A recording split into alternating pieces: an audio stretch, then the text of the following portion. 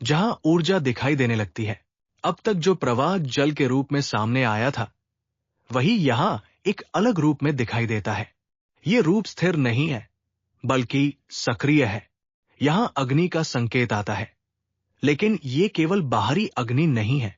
ये एक ऐसी ऊर्जा है जो भीतर भी कार्य करती है और बाहर भी। कभी ये रक्षा करती हुई दिखाई देती है, कभी मार्ग बनाती हुई और कभी बाधाओं को हटाती हुई।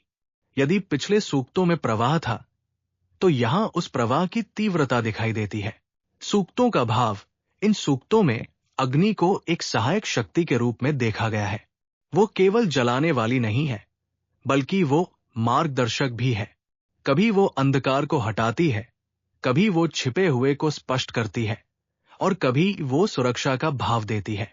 यहां अग्नि का रूप एक ऐसा माध्यम बन जाता है जिसके द्वारा जीवन अपने मार्ग को पहचानता है। रक्षा का एक रूप इन सूक्तों में बार बार एक बात उभरती है, रक्षा।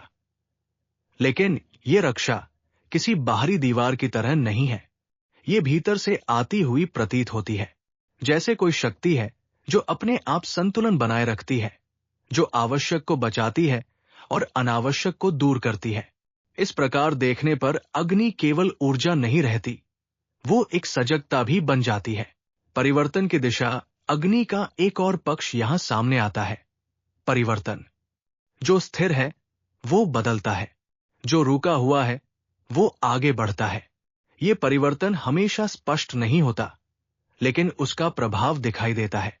कभी वो शुद्धि के रूप में आता है, कभी एक नई शुरुआत के रूप में।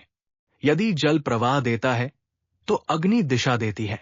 भीतर और बाहर का संबंध, इन सूक्तों को पढ़ते समय एक बात धीरे धीरे स्पष्ट होती है कि जो बाहर दिखाई देता है, उसका संबंध भीतर से है।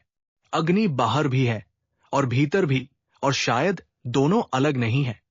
जब भीतर स्पष्टता होती है, तो बाहर भी मार्ग दिखाई देता है, और जब भीतर भ्रम होता है, तो बाहर भी सब कुछ धुंधला लगता है।